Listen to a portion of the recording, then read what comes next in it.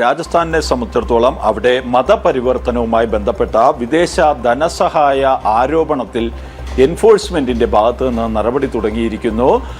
പാസ്റ്ററുടെ സ്ഥാപനങ്ങളിൽ ED raid നടത്തി എന്നതാണ് പുറത്തുവരുന്ന വിവരം. FCRA രജിസ്ട്രേഷൻ ഇല്ലാതെ 2 കോടിയിലധികം രൂപയുടെ വിദേശ ധനസഹായം സ്വീകരിച്ചെന്ന ആരോപണത്തിലാണ് ഇപ്പോൾ EDയുടെ ഭാഗത്ത് നിന്ന് നടപടി ഉണ്ടായിരിക്കുന്നത്. എന്തായാലും രാജസ്ഥാനിൽ നിന്നുള്ള ഈ ഒരു വാർത്ത എന്ന് പറയുന്നത് ഏറെ പ്രാധാന്യമുള്ളതാണ്. കാരണം നമുക്കറിയാം FCRA വിഷയത്തിലൊക്കെ വലിയ പ്രതിഷേധം ക്രൈസ്തവ സഭകളുടെ നേതൃത്വത്തിൽ ഉണ്ടായിരുന്നു. അപ്പോൾ അവർ പറഞ്ഞ ചില കാര്യങ്ങളുണ്ട്.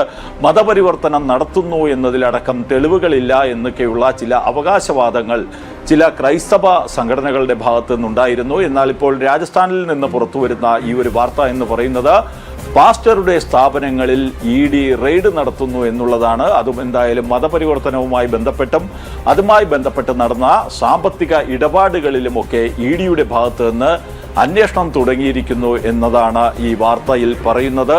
എന്തായാലും ഈ വാർത്ത കാണാം. ജയ്പൂരിലെ 2 കേന്ദ്രങ്ങളിലാണ് ED പരിശോധന നടത്തിയത്.